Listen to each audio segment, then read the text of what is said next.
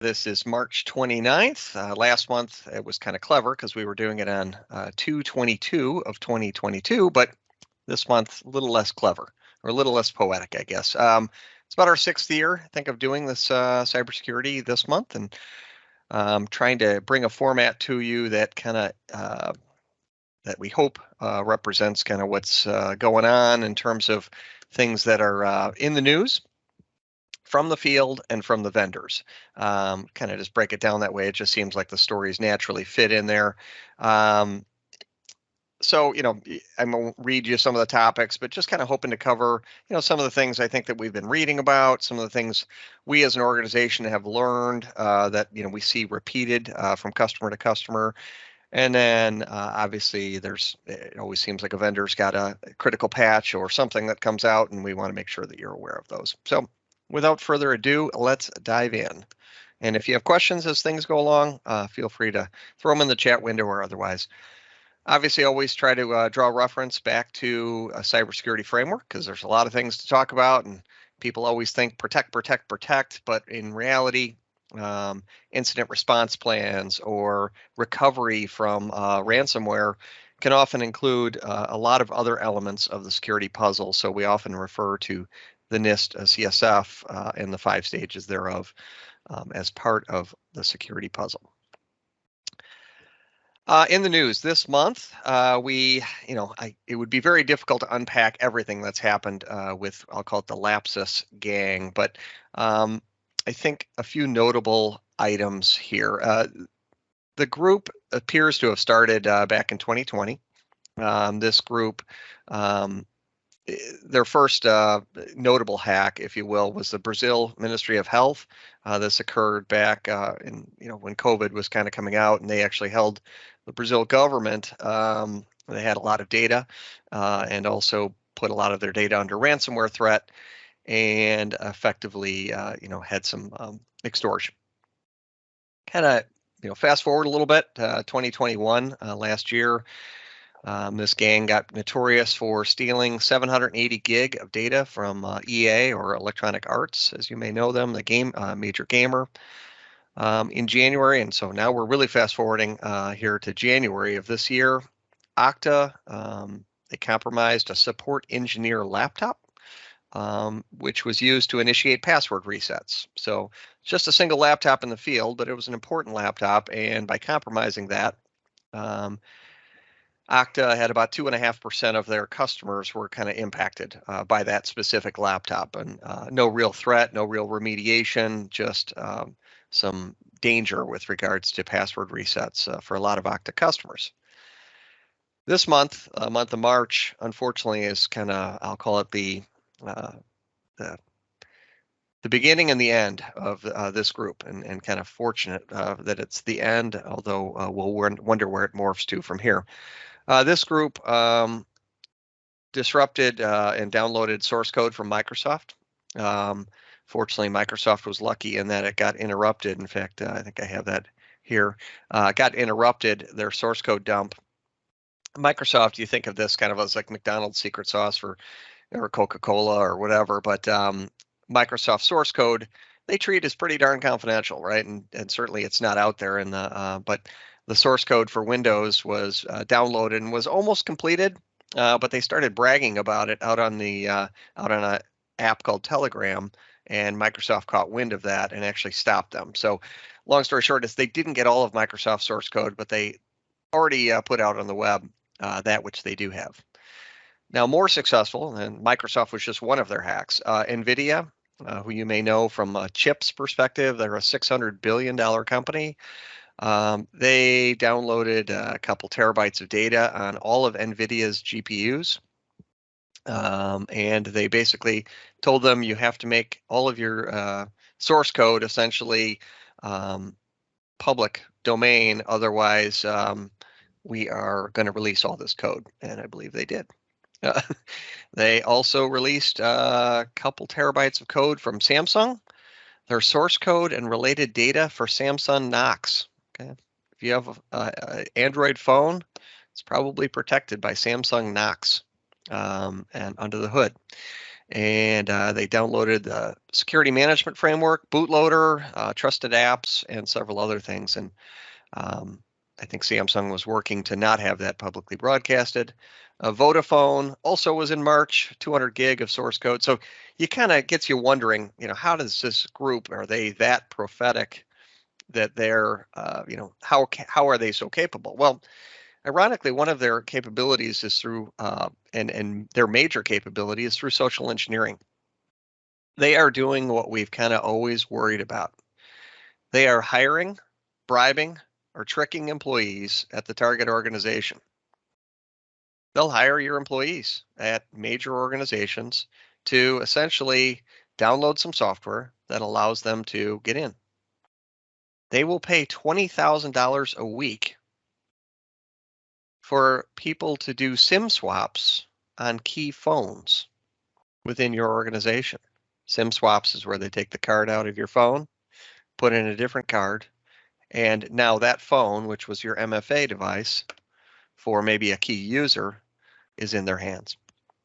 2 to 3 SIM swaps a week, $20,000. Open up a port, put some remote control software on here, or answer an MFA prompt on your phone and allow us access to your thing. So they're paying in very easy ways to get into these organizations, and it's a scare for all of us. But certainly they've hit some notable firms as of recently. So I think the interesting part of this story, and probably the biggest takeaway, is just the methodology that they're using and a danger with regards to looking for activity within our organizations, even from trusted sources. There's too much here to unpack, as you can imagine. As the events unfold in Ukraine and Russia, and with no political aspersions here, essentially this was put out by the FBI InfraGard, for which I'm a member. This is just a recap of some of the events that they had been seeing. I'm not going to go through these in any nature, but as we can imagine, as we see things on our television, there's a lot of things happening behind the scenes, and a lot of those activities occurred, even back into January, kind of from a timeline perspective, and kind of sets the tone, I think, a little bit. To the rightmost, as we kind of approached in the end of February, you'll see mentions about Lockbit and Conti, and those are a couple stories that I'll kind of bring in next. But I kind of want to, I guess one thing I would mention here is Microsoft began seeing a lot of activity back in early January. There was something called the hermetic wiper, which essentially was a goal of infecting machines, and specifically they noticed these were being infected in Ukraine. And in Ukraine, essentially it was a two-stage malware that was going to overwrite the master boot record of workstations and servers, and that was kind of being planted back in the January timeframe, and Microsoft uncovered that and provided some defense for the client and server machines, again, predominantly in Ukraine. Fast forward a little bit in the news, and I won't do much other than kind of read you some of the notes from this, which was a New York Times article from the end of February, as the events really unfolded in Ukraine. In addition to some of the pre-work that had been done in January, in a course of about 3 hours, for those that don't want to speed read, in a course of about 3 hours, Microsoft detected some unique malware that was intended to hit all of Ukraine's servers and effectively render them useless. And in 3 hours of time frame, they detected, created some protections for, and mitigated the capabilities to have that destructive work occur in Ukraine. So it's just kind of interesting to see all the stories going on behind the scenes. Again, a lot of reads that can occur here, but just to give you a synopsis and remind ourselves that there's a lot of things happening behind the hood. Further, as we kind of dive into that a little bit, there is a group known as Anonymous. You may have heard of them in the past, or certainly their facial symbol that I put up on the board is one that I recognize quite often. And they're oftentimes organizations that are doing nefarious things, here within the United States or otherwise. But also, I think one of the things that's kind of interesting that we're learning is these groups are not always necessarily aligned strongly with government. The reasons they don't focus in with governments or try to align with governments is they are typically laser focused on making money. If they align with the government, oftentimes they can um, uh, look like a government entity and therefore get the wrath of other governments. And then third of all, oftentimes insurance won't cover things. So if you're doing a force majeure event such as an act of war, your ransomware might not get paid for by insurance brokers and so forth. So oftentimes they don't align. However, Russia and China have been not as good, I guess, as maintaining ethical boundaries, if you will, between these hacking groups and the government. And therefore, anonymous, which you might align maybe more with U.S. services and so forth, although no one's really sure as to where they align. Anonymous has kind of been going crazy recently in their attacks on other organizations. So I give some examples. Conti and Lockbit, which are predominantly Russian-based, they had their chats leaked online and effectively have been shut down.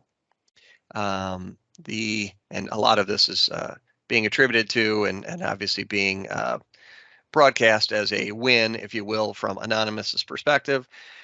Disabled the website of pretty much every Russian large organization. They've actually replaced all the messages on those websites with "Stop the War." They've leaked documents from all the prominent businesses, thousands or hundreds of thousands of documents. Spy satellites are completely under hacker control. In fact, television satellites, including Russia 24, Moscow 24, Channel 1, and a couple Netflix-like Russian streaming services, were all broadcasting Ukraine war footage. Russian federal agency, 360,000 documents, and so forth. So kind of been interesting watching that, the Russian has not been accustomed to playing defense quite often, as they have their own misaligned groups, and so just kind of interesting to kind of watch the threads as they come across the news feeds. Anyway, meanwhile, back in the U.S., Congress did pass a law called Strengthening American Cybersecurity. This one, it made me chuckle a little bit. You can see it's only passed the Senate and hasn't become law yet. But the goal of this law, ironically, is just to force organizations that are in the private sector. This was partially as preparation for what we thought may be a significant number of Russian cyber attacks, to force them to provide updates as to when they, if you're critical to the government or a critical organization, to force you to detect and alert authorities within 72 hours, ransomware payments within 24 hours, and all of this was to go to the Central or Cybersecurity and Infrastructure Security Agency. Also, there was some legislation regarding updating cyber laws to ensure coordination between agencies. So, the pace of law moves slowly, as we all kind of know, and we shouldn't rely on these laws to provide the protection, as they're oftentimes just working on getting better coordination and response mechanisms. Other patches, maybe more relevant, kind of less high level, are the patching for the month of March. Hopefully you all have advanced patching programs and are capable of delivering patches within a 30-day time frame to all systems, and in a shorter time frame, maybe for when there are critical alerts and so forth. But Microsoft had about 70 patches this month, 70 security holes, if you will. The good news is no 0 days and just a few critical. I did put up a list here of some of the critical ones. Bottom right is the critical one for Microsoft Exchange. The good news on that, it is post-authentication, so it's a critical patch, meaning it has some problems, if you will, to it, but the exposure is one of those things where if as an IT admin, you're just going to want to patch that as soon as possible. Some of the other ones are just noticed as important. One small note on this is Xbox had its first patch ever released for an Xbox ever since its inception. So thought that was kind of unique. Certainly was a unique part of the article. Something with live ID updates, I think, on the device itself. So again, I'm not here to summarize the of items, but just kind of highlight some of the items and have you guys dive into the details. So from the field, we have three things I think that are worth of mention. One is a tool that is designed to help you. This was originally developed for financial firms. It's been adapted to non-financial. It's relatively simple. Effectively, it's like a PDF. And its goal is to focus on ransomware, which is not new, but some of us still, as organizations, struggle or are concerned or want to evaluate your own risk levels. And so 16 questions, relatively straightforward to go through. It sounds like a tool, but really it's more of like a PDF that you can complete. You could make your board aware, things of that nature. I'll give you an example of what it looks like. Again, they use the NIST cybersecurity framework in terms of identifying data in the beginning. What data do you have? Have you done a business impact analysis, risk assessment, things of that nature? But here in the protect phase, you'll notice, some pretty typical questions you might be asked about backups or about, I guess this one specifically is around backups, which is one of the primary protection mechanisms, and they ask some detailed questions. So it's kind of like Rodney Dangerfield's movie, right, where he's questions with various subparts. So this is just one question, but lots of subparts to it with regards to backups and how they go. So a goal here is just to make you aware of tools and a good sign of questions that you and your team could use to complete. And certainly Peters and Associates is skilled at this questionnaire and can help walk you through some of the nuances of it. Another thing I'm kind of seeing from the field, I see the news all the time, and it's something like this, whether it be published by CNBC or, if you went out there and looked for password management, you're just going to see the common passwords that are out there all the time, and to some degree they drive me crazy because the list might change from, A, B, C, D, E, F to password to QWERTY or whatever the list is. I could show you this list today, and someone will have a different list of 20 or most common 100. The reason they drive me crazy is because they're all bad, right?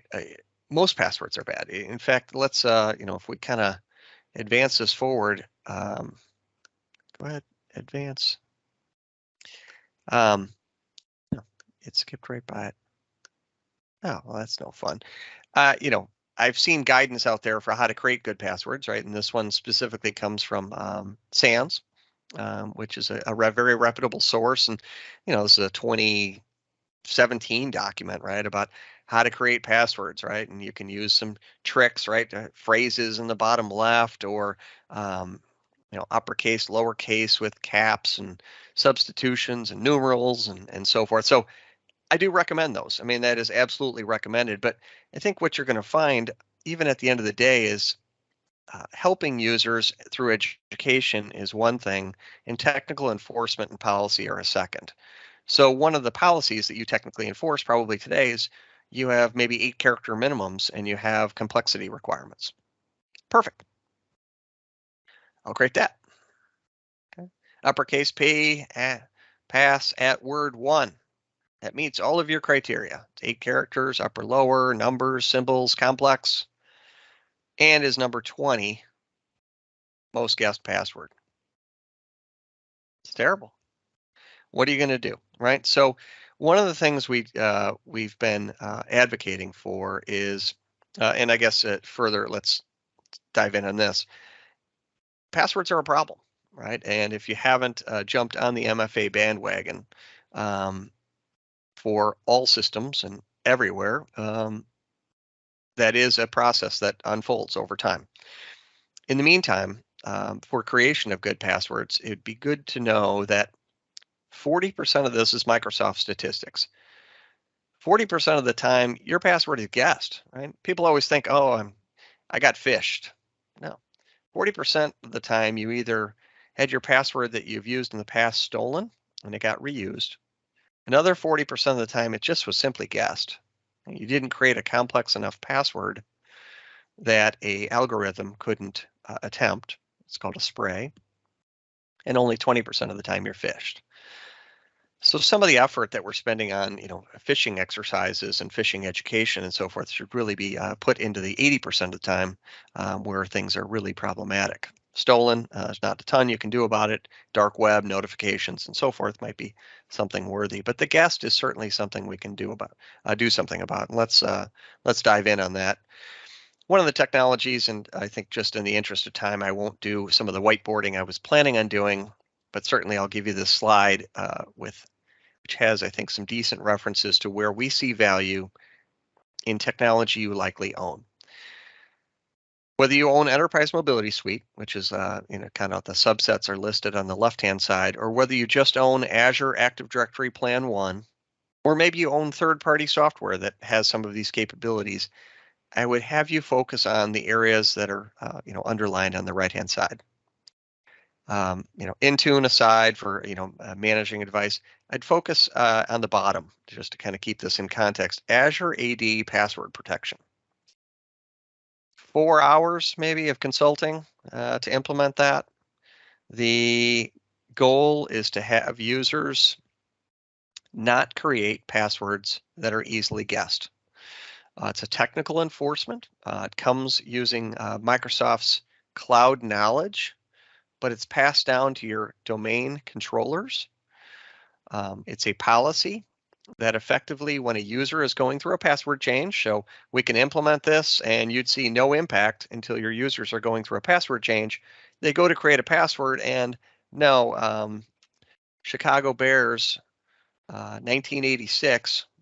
Yes, sadly, the last time we won the Super Bowl, Chicago Bears 1986 is not a good password, right? Because it's localized, or maybe your company's name you could disallow from it. So there's organizational policies you can impact, as well as Microsoft maintains a proprietary list of passwords that are easily guessed based on their knowledge, and they pass that along to you. So very simple to implement, not user effective except at password change, meaning low impact. And so we find that to be a very good technology to implement.